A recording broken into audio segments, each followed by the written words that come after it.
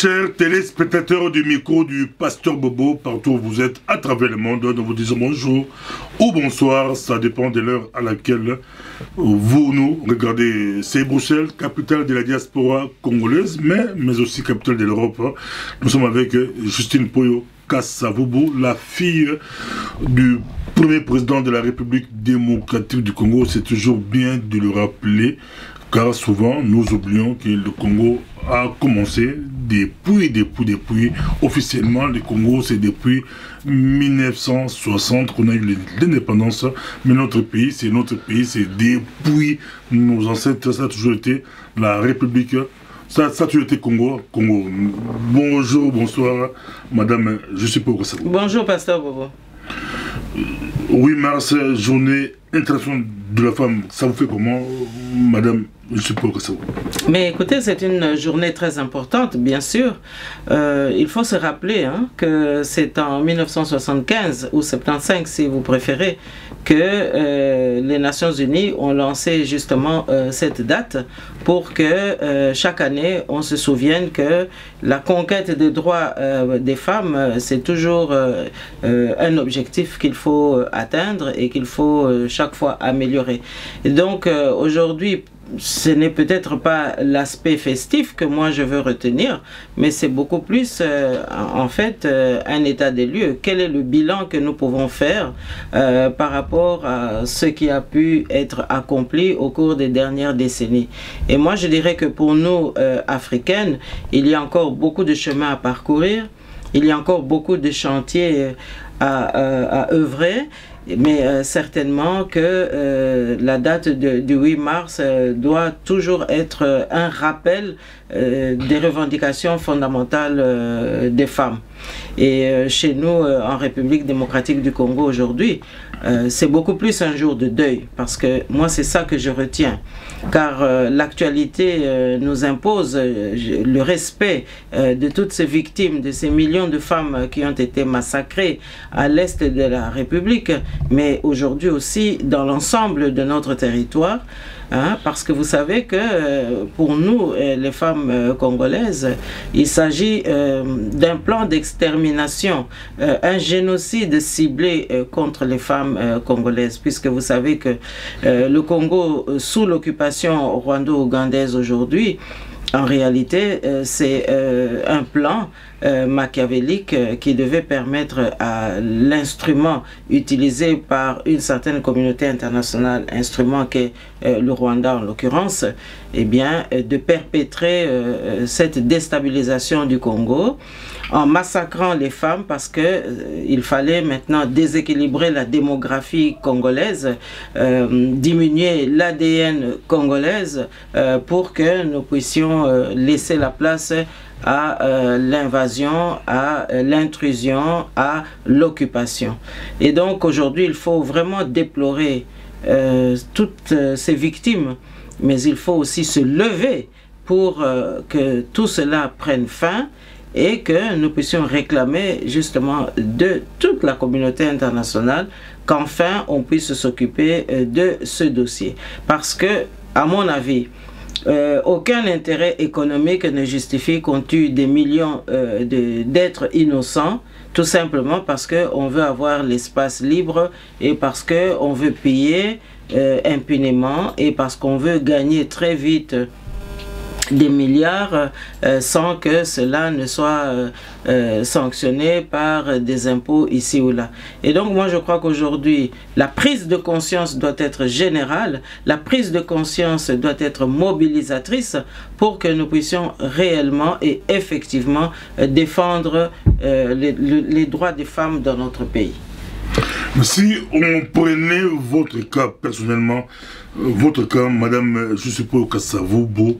Quel est le secret de votre ascension? Vous avez été ministre, vous avez été ambassadrice, vous avez été représentant de l'UDPS Benelux. Vous êtes président d'un parti politique, le MD, conforme, vous dirigez un grand parti. Vous avez été candidate à l'élection présidentielle. Je peux aller, vous écrivez des livres, vous-même, conforme, quel est le secret de votre ascension? Bah, écoutez, je pense que nous venons de dire ici en quelques mots que les droits des femmes, c'est une conquête perpétuelle. C'est un objectif qu'il faut chaque fois essayer d'atteindre et que c'est un chantier ouvert. Et donc, je ne sais pas, vous appelez l'ascension, mais je crois que c'est vraiment, c'est une lutte perpétuelle. C'est aussi un idéal de vie, un idéal aussi de la société dans laquelle on veut vivre. Lorsque on a une conscience politique et que on se rend compte que l'environnement dans lequel on évolue, c'est un environnement qui doit être amélioré, qui doit être réformé, eh bien, la conscience nationale vous mobilise pour que vous puissiez vous aussi contribuer à changer les choses. Et donc, c'est cette conscience politique qui me guide. Mais ne croyez pas que c'est gratuit et que nous faisons cela d'une façon tout à fait, comment dirais-je, facile. Non. C'est un challenge permanent. Et vous savez bien que dans notre cas, personnellement, nous avons eu plusieurs défis à relever. Parce qu'il ne faut quand même pas oublier que notre père, comme vous l'avez rappelé, premier président de la République en 1960, mais en réalité, son mandat n'a pas pris fin parce qu'il y a eu une sanction électorale. Mais c'est parce qu'il y a eu un coup d'État. Et donc, sa mission a été interrompue de façon brutale, de façon, je dirais, violente du point de vue institutionnel. Et donc, pour nous, les enfants, c'était évidemment un challenge. Parce que vous savez, le pays venait d'accéder à l'indépendance, nous étions en progression. Et donc, toutes les institutions étaient en train de se consolider. Mais toutes ces institutions n'avaient pas été finalisées quant à l'objectif et à la mission qui leur était assignée par le peuple. Je vous cite un exemple. Si vous prenez le cas du président Kasavubu, vous savez que le salaire du chef de l'État, du nouvel État indépendant ou de notre nation n'avait pas encore été délibéré par les parlementaires. Et donc le chef de l'État vivait avec des allocations qu'on lui avançait. Cela veut dire qu'il y a toujours un décalage par rapport à la réalité de la fonction. Et lorsque on interrompt votre mission de façon brutale, eh bien, toutes les questions de survie, toutes les questions d'intendance et toutes les questions, je dirais même, de la projection que vous pouvez avoir pour vos enfants deviennent des éléments remis en question. Et donc, pour nous, pour chaque enfant, eh bien, c'était chaque fois un défi. Et donc, mon parcours, c'est le volontarisme de ne pas subir la fatalité, de ne pas subir l'impuissance, mais au contraire, d'honorer la mémoire de Joseph Kasavubu, car il nous a laissé un capital important, c'est-à-dire l'exemplarité de sa gouvernance.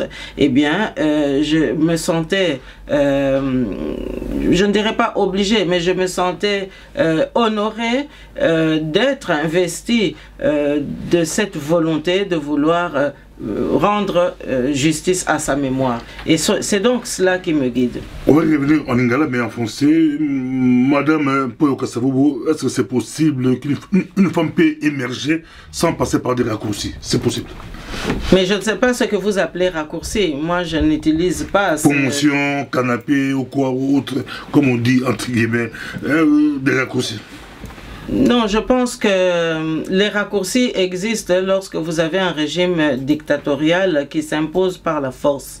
Parce qu'évidemment, à ce moment-là, vous ne recrutez pas les gens par la compétence, mais vous les recrutez par leur disponibilité au népotisme, au favoritisme, au clientélisme, etc. Et donc, moi, je pense que dans toute société humaine, hein, il y a des points forts et il y a des points faibles. Mais justement, cette journée de la femme doit nous rappeler que nous devons mettre hors d'état, si j'ose ainsi m'exprimer, tous ces raccourcis que vous voulez évoquer ici. Et au contraire, de promouvoir la femme dans sa capacité, dans son aptitude et dans son ambition de servir honnêtement, loyalement son pays.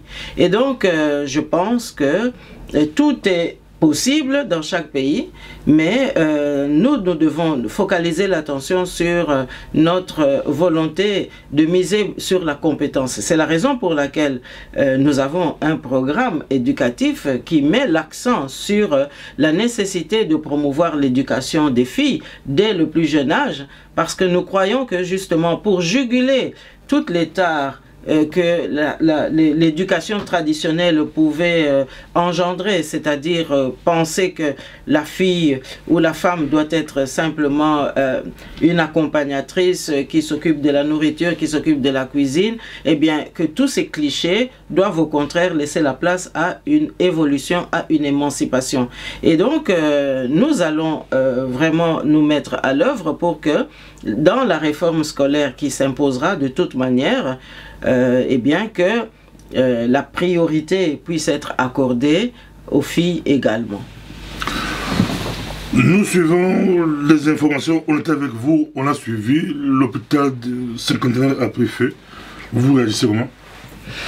Non, écoutez, on n'a pas encore évidemment les tenants et les aboutissants, mais j'observe que depuis un certain temps, depuis que l'entêtement de Kabila Kanambe s'accentue, eh bien qu'il y a ici ou là des escarmouches, des gestes que moi je qualifierais de guérilla urbaine. Et donc, je ne peux pas me prononcer davantage, mais je crois que c'est inhérent à cet état de non-droit dans lequel le peuple congolais évolue aujourd'hui. Il ne fallait pas s'imaginer que tout allait se passer paisiblement. Le peuple veut le changement, le peuple veut le départ de Kabila Kanambe. Or, ce dernier ne veut pas partir. Et donc, le peuple exaspéré commence à poser des actes un peu partout. Moi, je pense que c'est la résistance du peuple congolais qui s'exprime malheureusement par de tels gestes, mais ma foi, ça fait partie du lot lorsque on est dans un pays où la répression continue à maltraiter le peuple congolais. Le grand Congo, le Congo de Kasavubu, le Congo de Mobutu, le Congo de Laurent Désiré Kabila, ces Congos-là, il n'y a pas d'hôpitaux, il n'y a rien, presque rien. Quand vous suivez le footballeur Neymar aller se faire soigner en France, au détriment, non, au Brésil, au détriment de la France, vous dites quoi? Non, je crois que c'est une question très intéressante et très importante, mais moi je n'aborderai pas ça sous l'angle de au détriment de. Non, je ne pense pas que c'est comme ça. Moi je crois que, une fois n'est pas coutume, on va peut-être parler un peu de football, hein, mais au-delà du cas de Neymar, je crois que il faut faire une analyse d'abord du point de vue du mercato footballistique. Hein, je crois que nous allons expliquer cela dans quelques instants, mais il faut voir cela aussi du point de vue de la conjoncture de la planète football. Et puis, il faut voir cela aussi du point de vue de l'opportunité médicale, justement. Alors, du point de vue du mercato, moi, je vois qu'un garçon comme Neymar, il y a eu une offensive marketing absolument agressive, hein, en amont. C'est-à-dire que ce marché qui a voulu le transfert de Neymar vers le Paris Saint-Germain en France a généré évidemment un mouvement boursier et un mouvement financier d'une façon générale absolument phénoménal. Et donc c'est une valeur sûre, hein? Donc il faut voir au-delà de ce que ce garçon représente, il faut voir cela comme une valeur sûre et il faut voir cela aussi comme une sorte de matière première. C'est un diamant et donc en tant que tel c'est un élément qu'il faut protéger.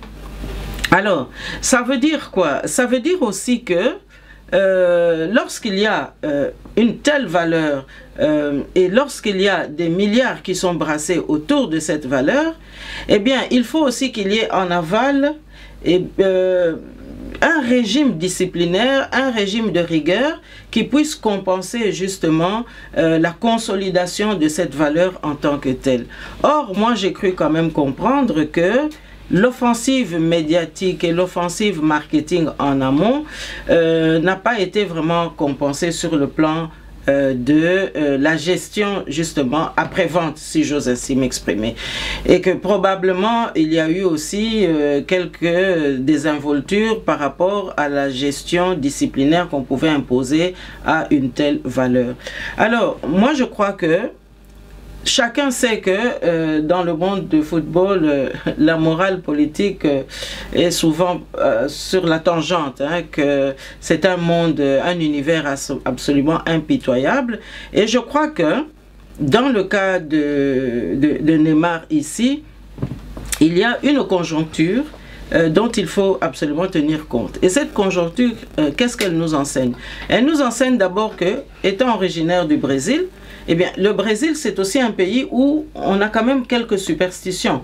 Car il ne faut quand même pas oublier que, bien que le métissage aujourd'hui puisse prédominer, mais il y a quand même des réminiscences des origines de certains Brésiliens, et que cette superstition vient certainement de leurs ancêtres qui furent des Noirs qu'on a envoyés au Brésil comme esclaves. Et que donc, il y a un univers cosmogonique qui fait que il y a quand même des superstitions. Et quand je dis superstition, c'est que le Brésil, étant conscient que il dispose d'un diamant d'une valeur sûre, a peut-être voulu aussi se protéger et tirer les leçons du passé. Et quand je dis les leçons du passé par rapport à la superstition, c'est parce que le Brésil, ayant fait l'analyse au cours de ces dernières décennies, a probablement considéré ce que nous-mêmes nous avons pu observer, que à chaque fois que des valeurs brésiliennes étaient en difficulté, eh bien, c'est parce qu'il y avait des grands enjeux dans la conjoncture de la planète football.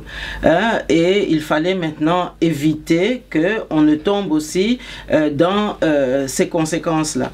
Regardez, lorsque Ayrton Senna avait décidé de prendre sa retraite, eh bien, ça pouvait faire plaisir à tout le monde, notamment à des championnats français et tout ce qui va autour, parce que là aussi, c'était un univers d'automobile où il y a beaucoup de milliards qui sont mis en jeu.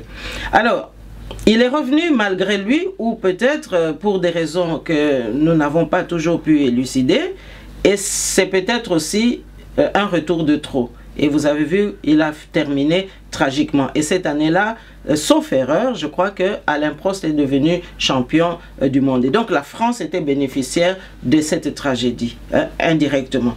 Donc, peut-être qu'il y a aussi un élément de superstition. Rappelez-vous encore que le joueur de football Ronaldo, lorsqu'il a été opéré, celui-ci, en France, eh bien, c'était la Coupe du Monde de football. Et la France est devenue championne. Mais qu'est-ce qui est arrivé à Ronaldo? Il n'a plus été en capacité de produire le jeu qu'il produisait, les cas, quelque temps avant. Et donc, vous voyez que aujourd'hui, un Neymar qui a un problème de santé qui nécessite une intervention chirurgicale, eh bien, lorsque on a quand même quelques superstitions, on se dit, mais il est en France, est-ce qu'on va le laisser être opéré en France?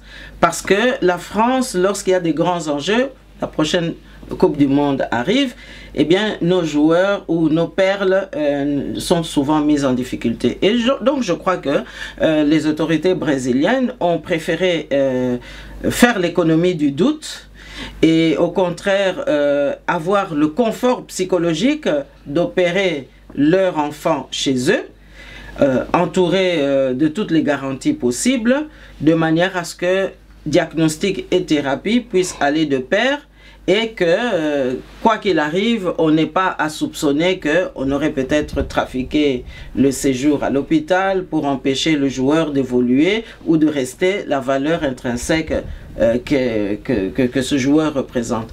Et donc, je pense qu'il y a des éléments qui ont pu jouer dans ce sens-là. Alors, maintenant, l'opportunité médicale nous enseigne aussi que se faire soigner chez soi, ça montre quoi? Ça montre que le Brésil a les infrastructures qu'il faut pour répondre à ce genre de problématiques médicales.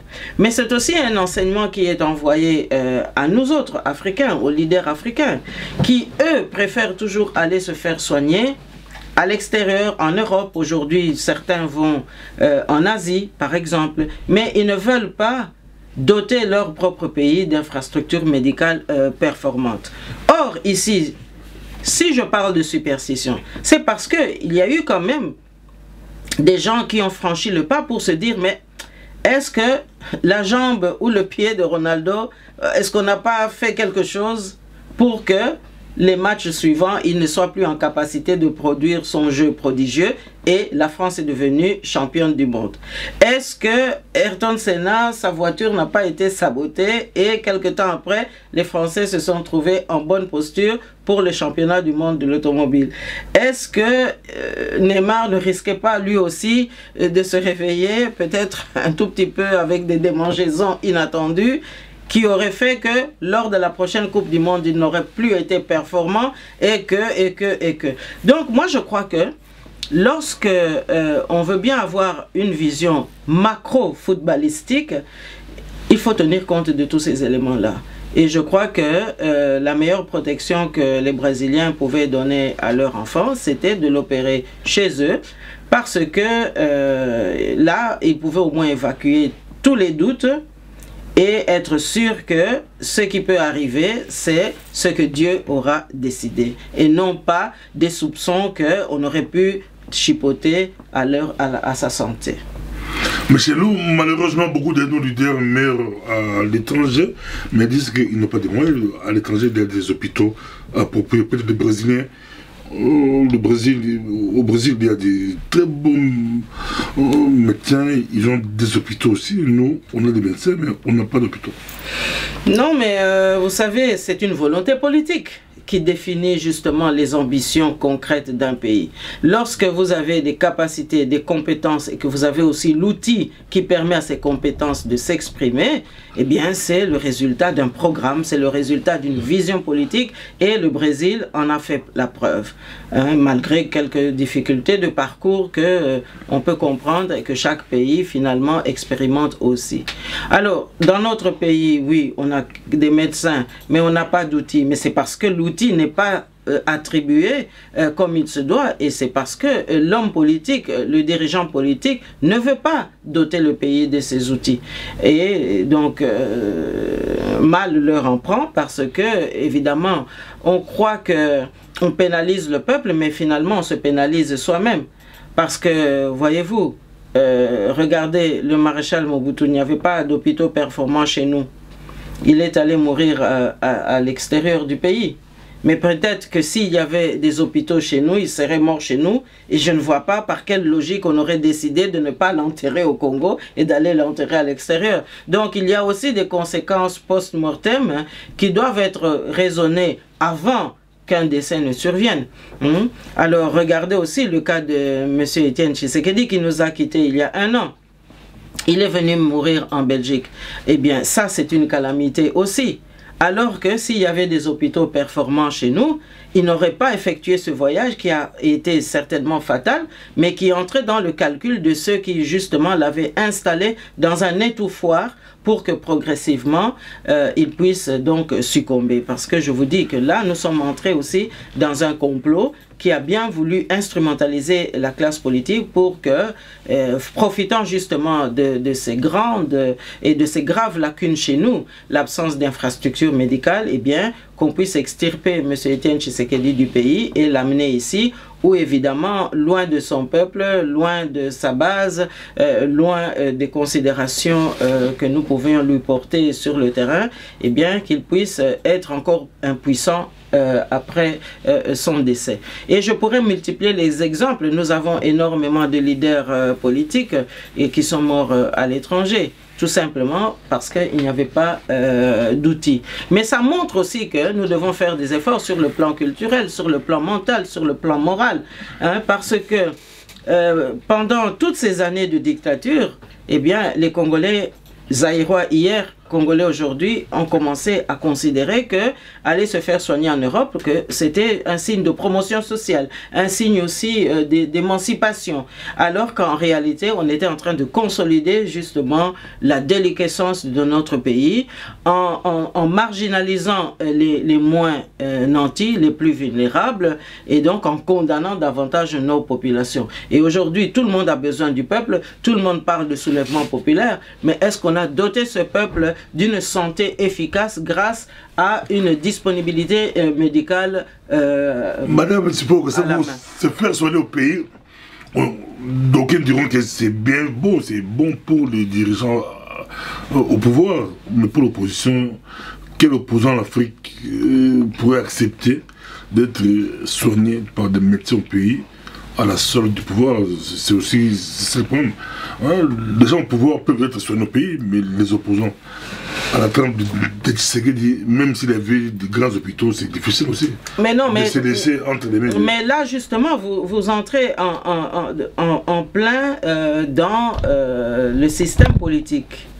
Justement, lorsqu'il n'y a pas de démocratie, vous n'avez pas de dirigeants qui rencontrent l'adhésion du peuple. Lorsqu'il n'y a pas de démocratie, évidemment, vous avez la répression du peuple. Vous avez aussi la volonté d'empoisonner les adversaires politiques, de les évincer, de les neutraliser, de les écarter, de les éloigner. Alors, à partir de là, évidemment, un opposant va craindre de se faire soigner parce qu'on peut avoir acheté le médecin qui va s'approcher de lui pour en terminer une fois pour toutes. Et donc, vous avez ici le problème posé à l'envers. Ce qui veut dire que si on veut un pays développé, un pays avancé, il faut que la démocratie retrouve ses pleins droits. Autrement dit, que le peuple puisse choisir ses dirigeants. Parce qu'à partir du moment où l'équation est établie entre les dirigeants et le peuple, que la confiance est consolidée, restaurée, à ce moment-là, vous avez aussi une population qui a confiance dans les outils que ce pouvoir lui donne pour se faire entendre, pour se faire soigner et éventuellement aussi pour faire évoluer ses propres enfants.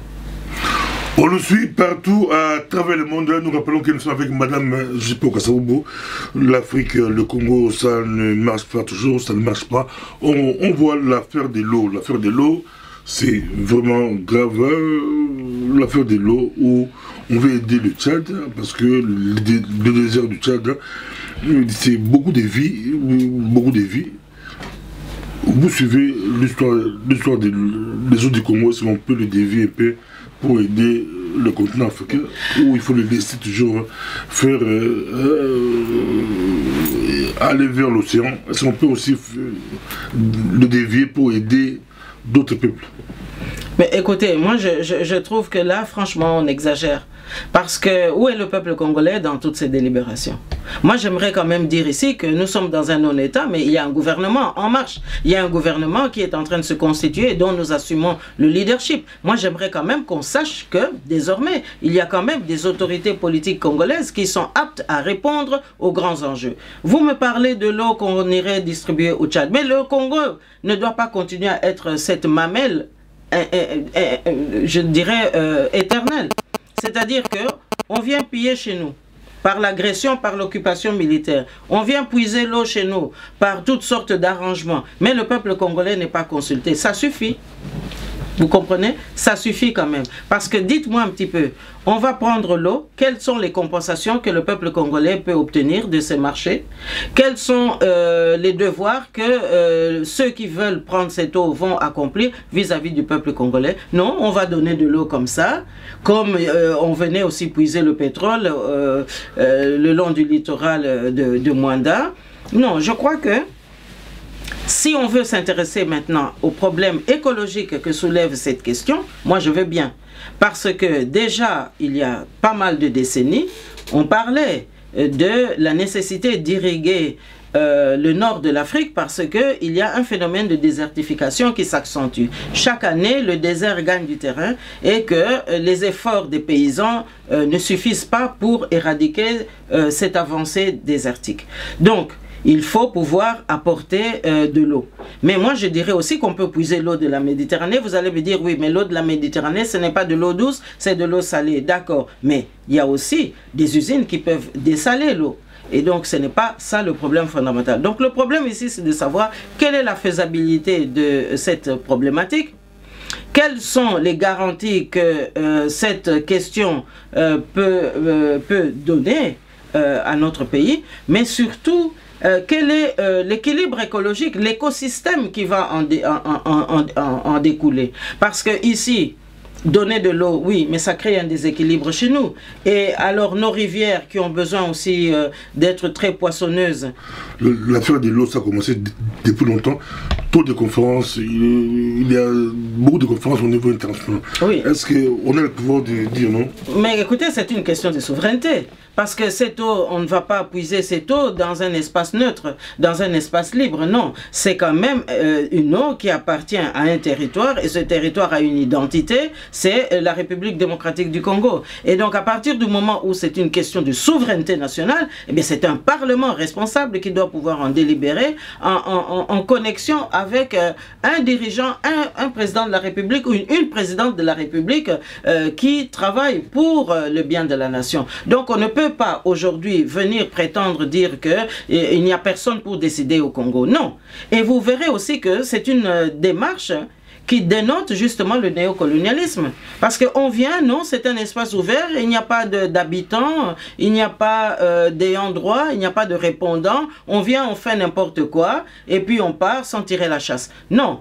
Ou alors on laisse tout le dépotoir pour que le peuple congolais n'ait que des déchets à gérer. Mais non. Nous devons aussi développer notre pays. Nous devons avancer. Nous devons aussi négocier. Nous devons parler. Nous devons délibérer. Et ça, nous devons le faire en connaissance de cause. Eza matata, eza micro du pasteur Bobo, to rebondi kana lingala na makambo ya mai oyo, eza de kambo ya souveraineté la biso to ko tonta lingala ma mai oyo, to le ko négliger yango mais guerre ya lobby et rozola mai, peut-être pour éviter bitumba mai yango na niveau international bazo prévoir déjà mon cadre wana. Est-ce mai yango so ke na Tchad pour aider désert côté ko ko banga désert pour aider. Est-ce que va prévoir entrer dans mon monsieur au na côté oyo ke tiba Congo? Na lobby, hein, Papa Pastor Bobo, Masolo wana etali gouvernement politique responsable, etali ba dirigeant oyo peuple aponi, etali te ba bandi oyo bazana mandate, etali te ba bandi oyo ba wuti soki wapi po bango bakende ko décider no boka matamai na bisote et koko sala mandengo wana te na mboka moko te sala makandengo wana ezala mai, ezala pétrole, ezala ba diamant, ezala ba matière première nyonso, hein. Peuple souverain moto a kataka makambo na ba gouverneur na ye. Tout ça dans ton solo là, toujours que ba hôpital yo, mboka mba ezanga hôpital, mboka ezanga hôpital, au PC de solo ki toko ya mona o abeta ndembo Neymar de kolopasi ye wana na Brésil na mboka na ye, soit yem ta poni ou babengi aki na mboka na ye po azwa traitement baza na esengo et l'équipe qui toko mona la bango a robeta la coupe du monde biso mboka la biso au petit exemple ba président so ba na ami ko traitement de banda biso ba hôpitaux ezalité est-ce que na ko tapé en même temps au que de l'élection mon peu ngala maintenant contre la question moko est-ce que comment on zo un jour peut tout ça de la fédéralisme, maman, je suis pas au cas ça, vous, la question, tout me fait un jour pour l'hôpital, surtout dépendra de la place, maman et mon hôpital central, auquel la Congo central, Namboka na yo, Namboka, kuna l'hôpital, exacté, ok, na Bandundu, exacté, ok, na Kasai, na Équateur, na Kivu, na Nine, exacté. Est-ce que vous savez pas mon côté que fédéralisme ou ambo beli beta suba wapi on na pesi bolo. Mais Papa Pastor Bobo fédéralisme o kendo solo la masolo wana na bato bazana mandate na bato yo peuple azako bengana hein non makambo wana basolo la kango na bakonzi oyo peuple yemoko donc bakendela kasi bakende ko ndenge toza koloba maka ezaka lokola muto azongisi masolo ya ba élection okende élection na bato oyo peuple a lobby te bakende hein ekoko sala mandengo wana te Donc, nga naza le fédéralisme, oui, ezali vision au président Joseph Kasavubu azalaki nango. Tango bayaki na table ronde, bango bazalaki ko défendre le fédéralisme. Oui, absolument.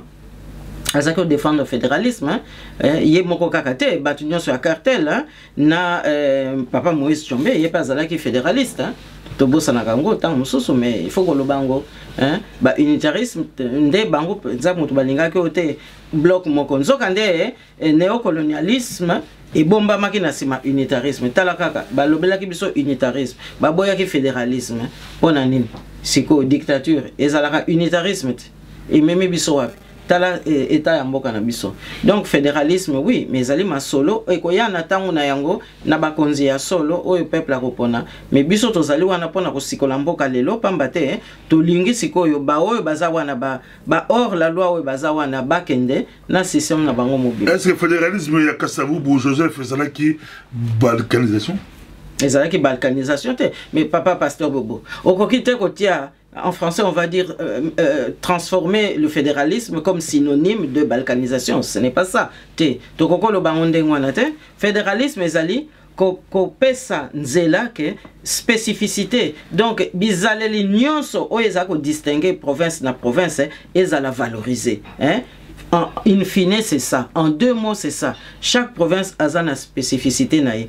Azali na moi eloko naye, azali na moi elembo naye.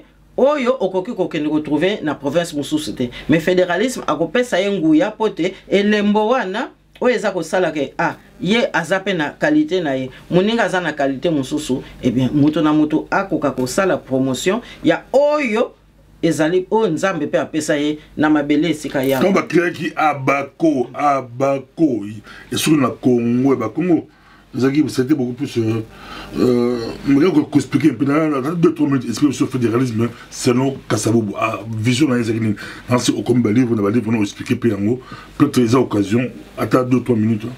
Mais fédéralisme Kasavubu c'était papa pasteur Bobo il faut que landela lisolo ici que bandaki tant le président Joseph Kasavubu a commis président il y a Abako parti politique na bango ils allaient qu'il bosse association culturelle et hier comme un parti politique tant où a commis au Kambango à partir de 1954 tant où comme un parti politique na tant où na bango basa ko bundela unification na bango il y a culture na bango pe balobi mais biso to sito pusane to za ko mona penza musika to lingi émancipation na biso et kende penza libuso yango na muke baza ko ya ko senga indépendance pambate eloko etindaki président Joseph Kasavubu asenga mouvement wana ya émancipation ekende penza noki mouvement indépendance ekende noki amonaki ke mais biso mayele esi ekoki pote to kamba mboka biso moko to kokondi malisusu te ke belge mopaya a continuer ko kamba biso tozana ma oyo ekoki vision politique ezali volonté politique ezali bolingo pe ya peuple ezali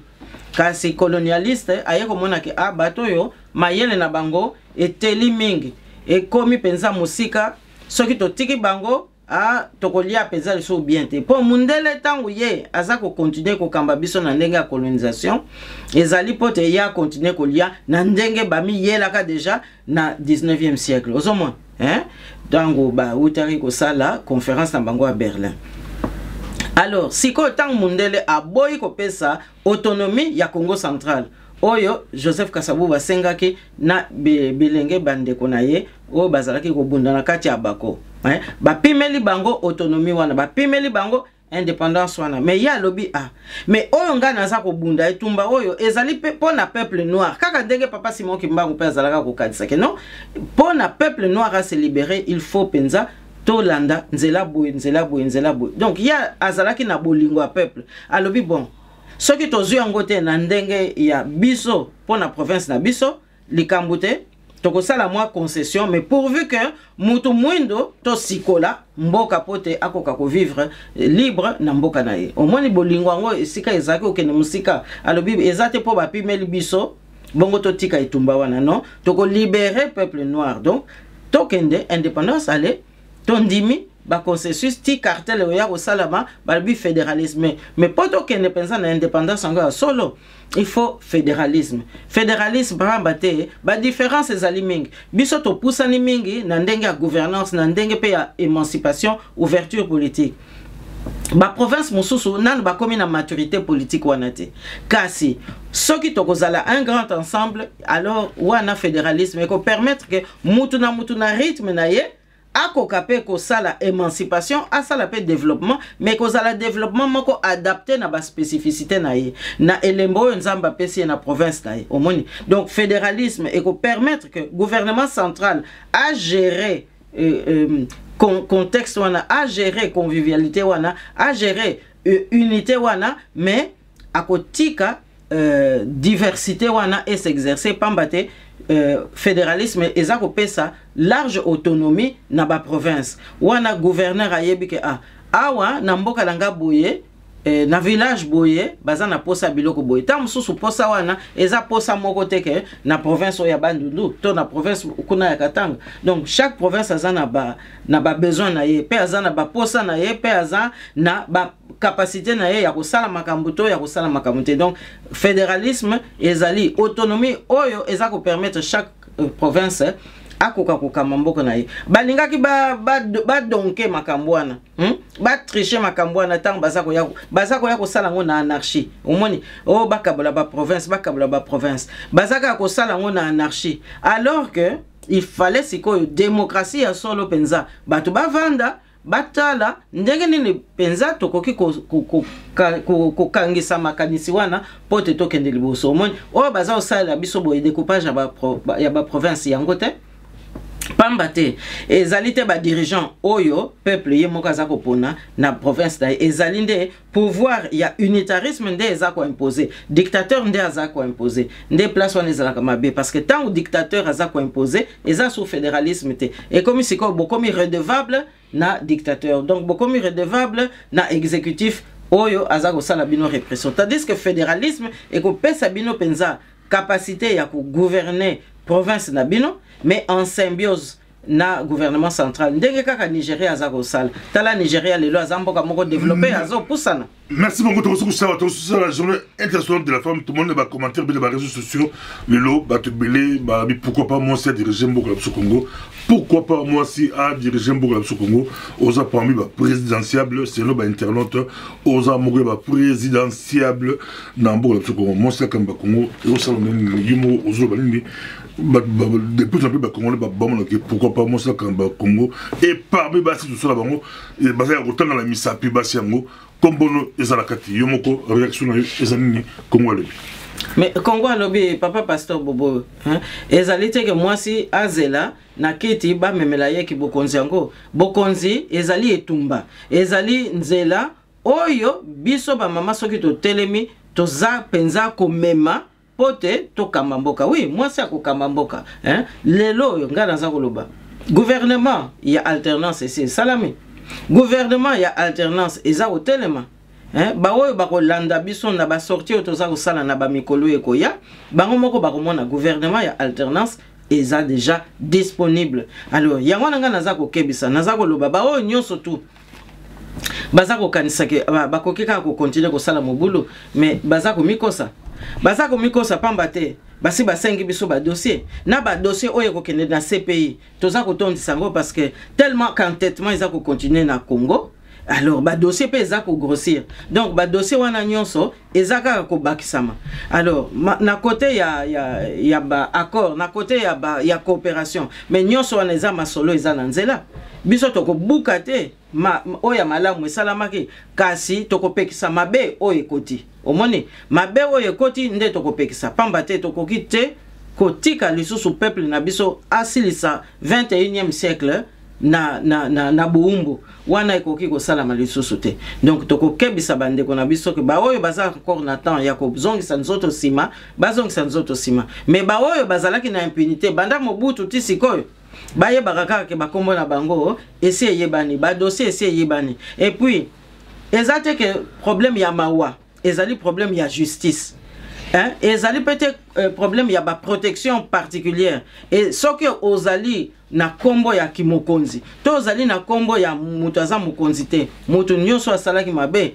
akopesa pe ba réponse et pas ya bazuzi pamba te il faut tozongisa orthodoxie il faut tozongisa justice il faut tozongisa pe ba principe il faut mutu nyonso tu azala na kimia na mboka yebake soki mutu asali mabe akokende ko traduire na justice pote azwa ba réparation na ye mais mutu pe oya sali mabe ayebaka ke impunité aux alapes sauté. Ce qu'il faut qu'il y ait un bolok, il y a un bolok. Ce qu'il faut foutre pako, foutre mande, il faut foutre yango. Au moins, papa pasteur bobo. Donc, il faut tous qui s'appelle ça, ndakwa Congo, na bomoto, ya solo. Il faut Congolais, surtout, azalasiko na elikia que.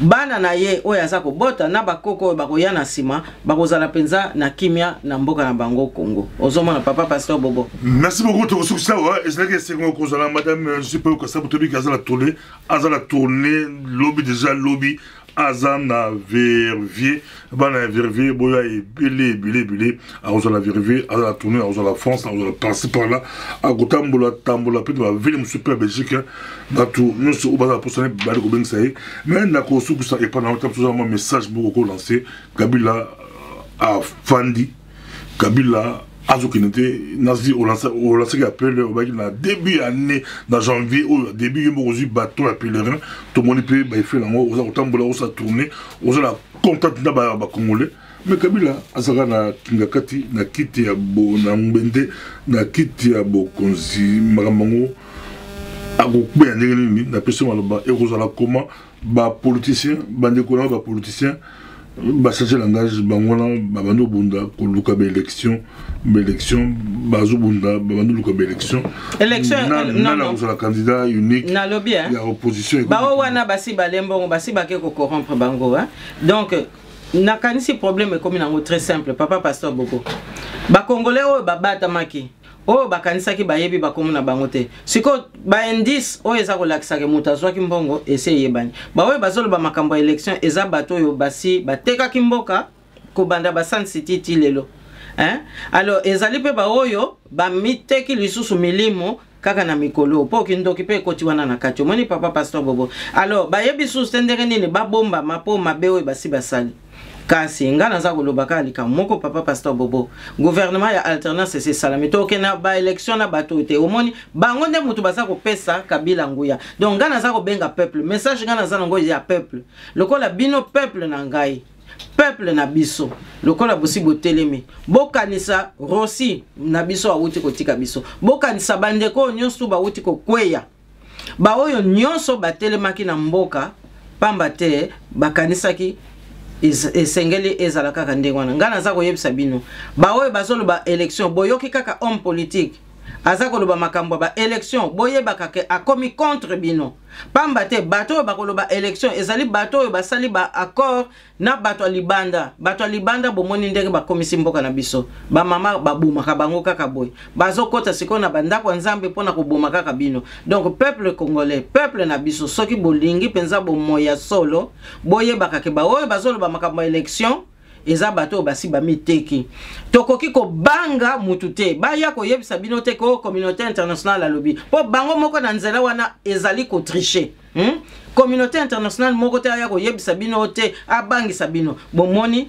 bakoya ko bangisa bino ezali ko corruption à l'envers bondi mama kambwana te po bino nde mutu bozali na mokonzi bino ba peuple nde bino bozali penza ba konzi ya solo bino soki bolobi non ekozala non biso tozali nde basali pona bino tokokamba bino kasi tokoyoka bino po oyo biso tokosala biso ba mama tokosala ezali kolanda oyo bino bokopesa biso yango na toza kotambola mingi mikolo yo po tozwa ba posa na bino tolata yango penza malamu ngazo yebisa bino gouvernement ya diaspora responsable ese salami toza ko kamba yango elongo na bandeko mususu naza ko yebisa bino bakosa bino lisu te Kabila za ko santete mboka eza ya yete mabele za yete mutolu na yeza na mabele wana te na ba oyo nyonso bayaki na ye boye baka malamu tango na bango ekoki tata nzambe ya sa pesi biso nzela tokolanda kaka lokolo wana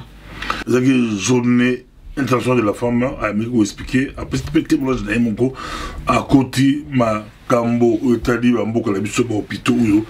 C'est très important pour la Congo, le développement à Simbi, de Kambo ya Mai, Bitumba ya Mai, Oyekoya, Bolandi, Boyo, qui est pensé à Zongi, dans les Kambo ya classe politique, Bazo Ndongana, Bazo Bunda. Pendant que tout Bunda, libération, Mboka, Bazo Bunda, l'élection, à l'objet, Makabona, et Zalokuta, nous prochainement. Merci.